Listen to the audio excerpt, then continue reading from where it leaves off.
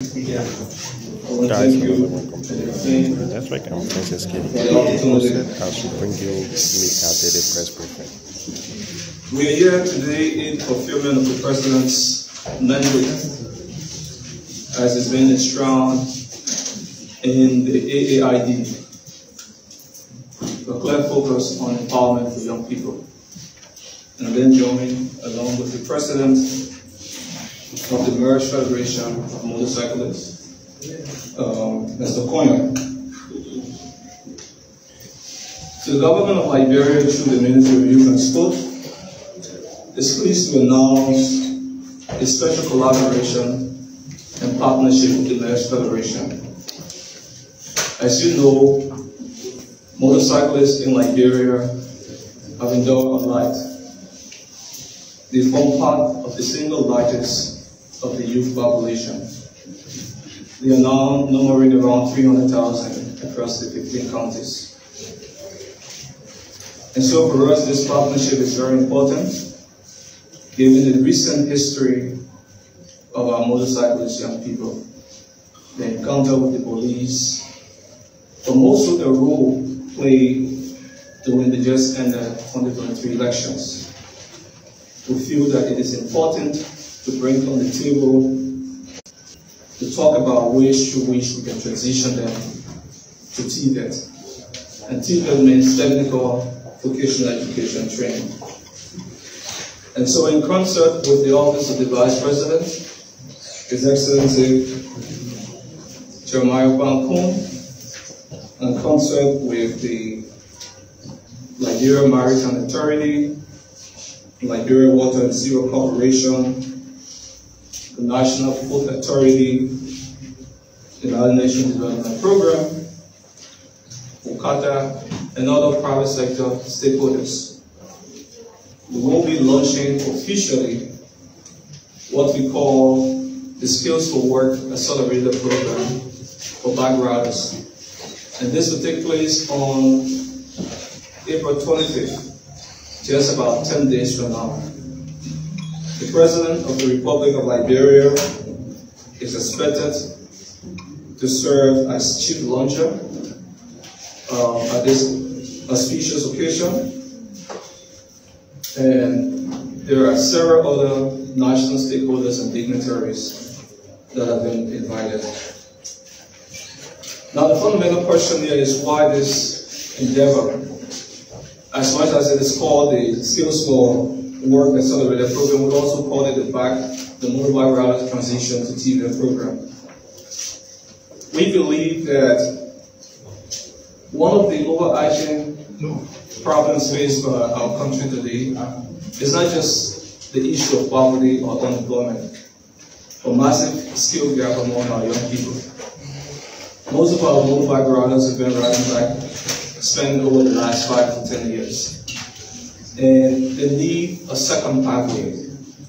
And we believe that TVET provides that viable alternative and the vehicle through which they can not only transform their life, but also contribute to Liberia's economic growth and development. And so thus the importance of this program. We also believe that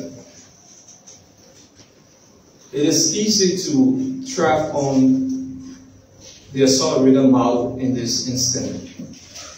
Most of our bike riders have been out of school for many, many years.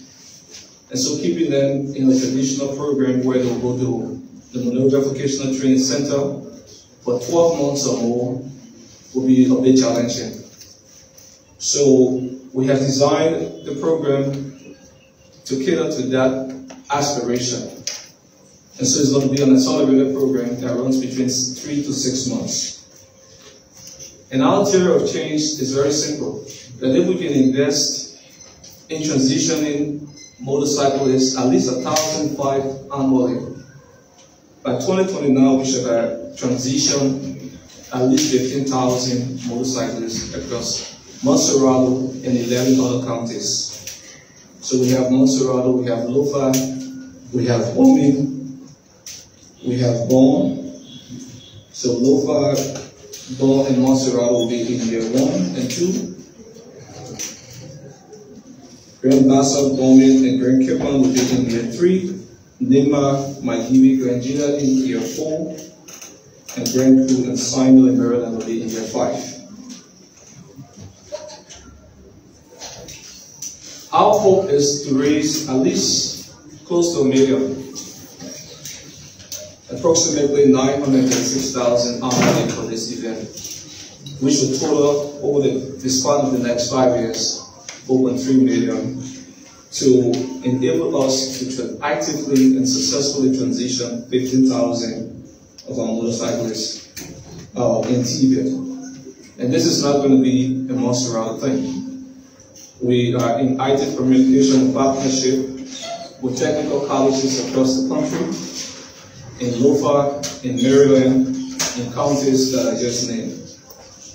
And so for us, it's a big deal because we believe that as part of achieving the AAID for young people, which constitute the single largest segment of our population, towering around 78% of our population, in addressing the issue of at-risk youth and vulnerable youth across this country, we can no longer continue to play upon on the plight of our motorbike riders. So it's important that we, to every effort in concert with the Office of the Vice President, to launch this program, and we are inviting you, the members of the press, to come out on April 25th, 2025, at the SKD Gymnasium, where this program will be launched. I will yield some time to the President, who will give more details, and then we will entertain questions. Thank you.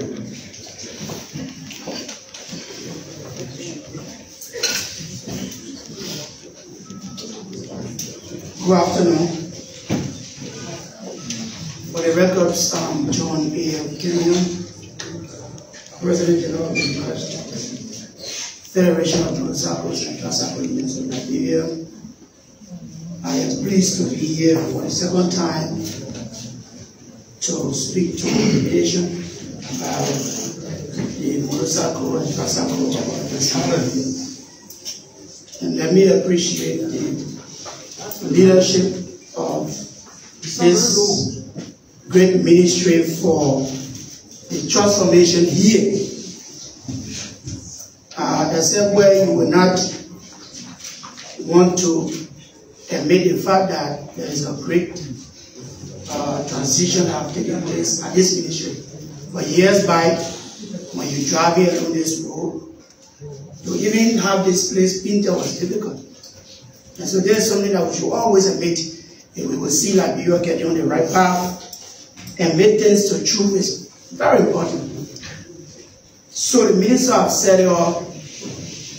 Let me say to our motorcycle and tricycle operators in Liberia, this is a great initiative taken, and we do want to appreciate the Ministry of Youth and Sports and other partners for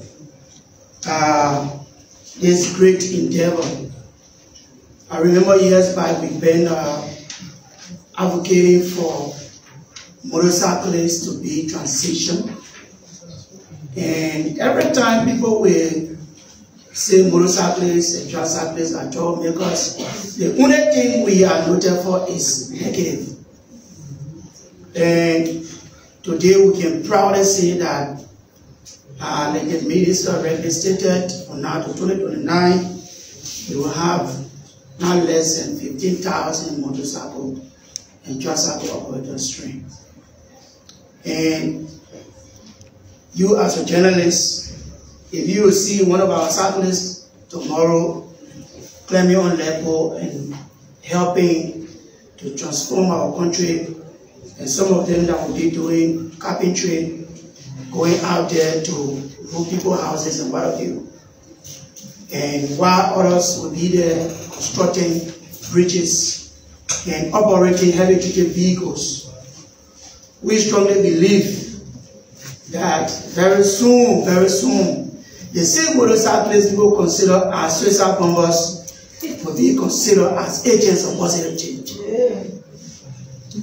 Well, we do agree to the fact that every sector there is always elements. Even within the media landscape, we all know there are some people who will never see anything positive about the country. And so the fact that people always say motorcycles are bad people, all of the good things the motorcyclists are doing, taking people from one point to another,